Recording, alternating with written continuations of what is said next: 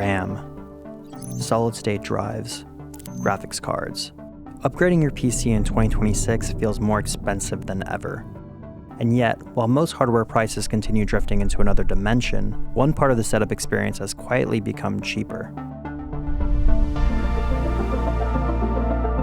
Monitors. Over the past few years, I've been running a dual monitor setup with both an IPS and OLED display.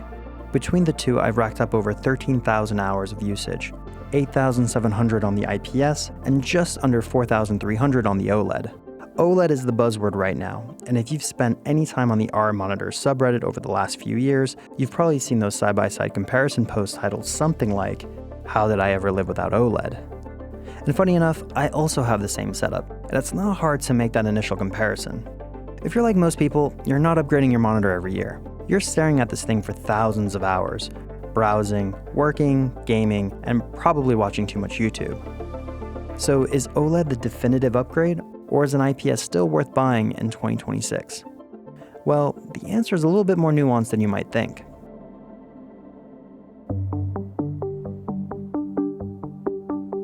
Let me show you my OLED monitor, which is the LG 27GR95QE-B, LG's first generation 27-inch OLED monitor with a resolution of 1440p at 240Hz.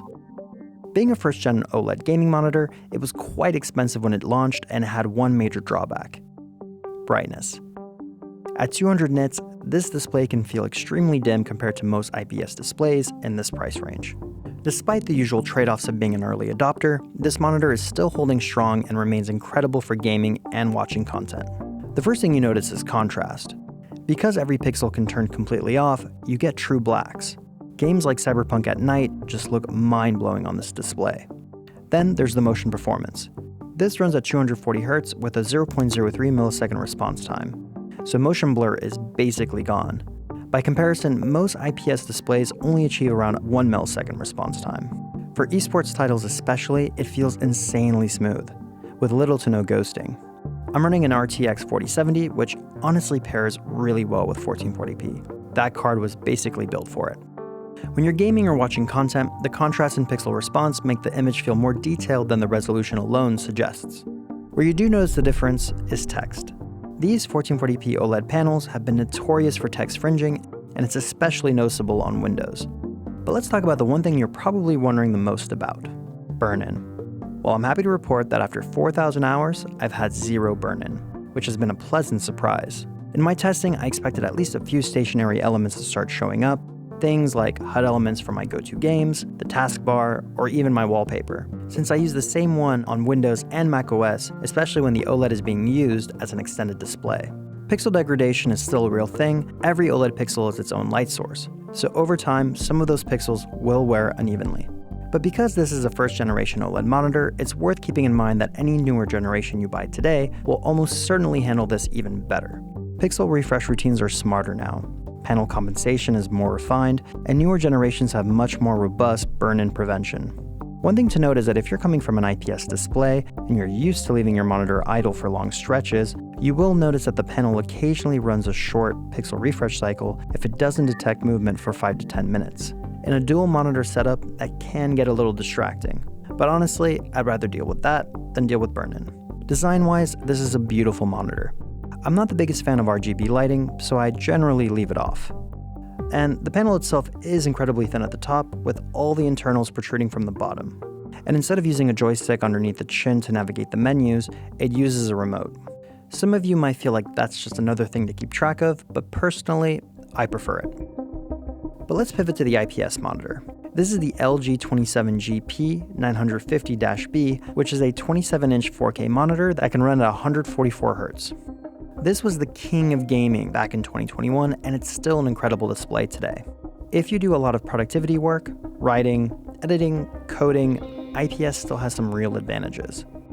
4K on a 27-inch panel is definitely going to be sharper than the OLED and its 1440p resolution. And there is less text fringing, which will reduce long-term eye strain. The main advantage with an IPS display is brightness. This display hits around 400 nits in SDR, which is more than twice as bright as my OLED. That makes a big difference in a bright room. Color accuracy is also great. LG's IPS panels have always been some of my favorites, and this one has been very reliable for editing and general content work. When watching content during the day, I'm not sitting there wishing this panel was OLED. Content still looks fantastic, and because it's a single backlit display, you don't have to worry about burn-in, which is ideal if you ever plan on reselling it. And even though this is an UltraGear monitor, meaning it's marketed as a gaming-first display, it's also a fantastic productivity display thanks to its thin bezels, small chin, and no aggressive front branding. And yet, it's also perfect for console gaming with its dual HDMI 2.1 port. Now, there are a couple downsides.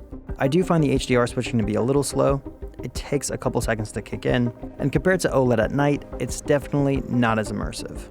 That being said, this monitor was around $900 back in 2021, whereas today, the equivalent model is closer to $599 with faster refresh rates. That is cheaper than most OLEDs from LG or Asus. Regrettably, this specific model is mostly sold out now, but because burn-in is not an issue, if you do find one used or refurbished, I definitely recommend it. When I bought my OLED monitor in 2023, I was convinced it would ruin me forever. That within a year, I'd replace my 4K IPS panel with an equivalent OLED. But the truth is, I don't see myself going full OLED anytime soon. One big reason is that LG still hasn't made a 27-inch 144Hz 4K OLED UltraGear.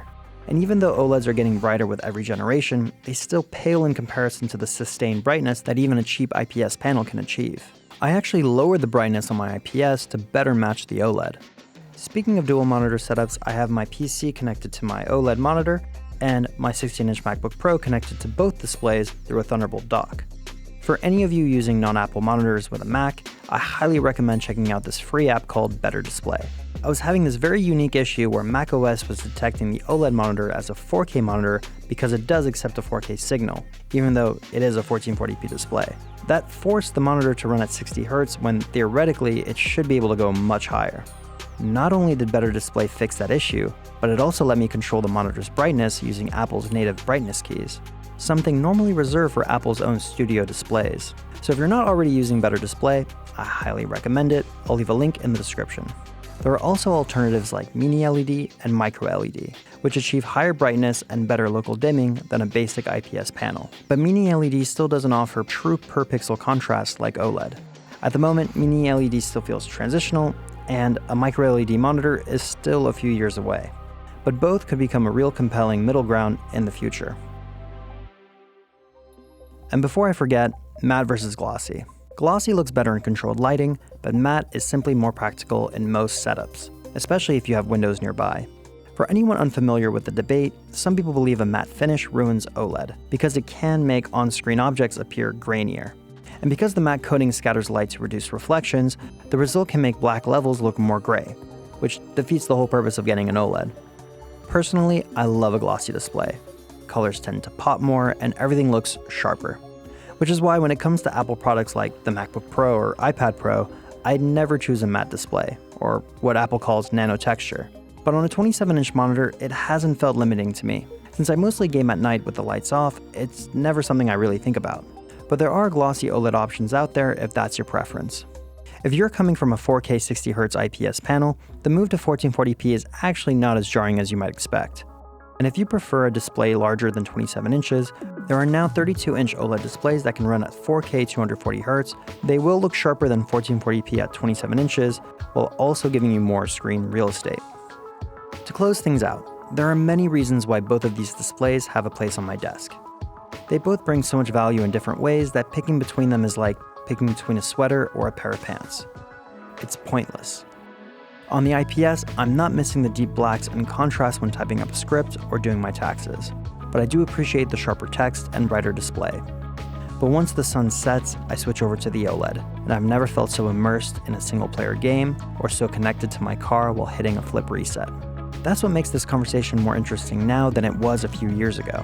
Because upgrading a PC in 2026 no longer feels like casually swapping parts, it feels like budgeting for a minor life decision. Especially when 64 gigs of DDR5 RAM or a 4TB SSD can somehow cost more than both of these monitors combined.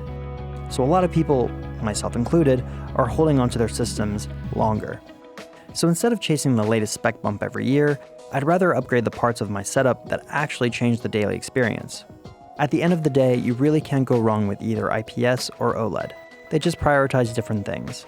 And when you're going to be spending thousands of hours staring at a display, the right choice really comes down to what matters most to you.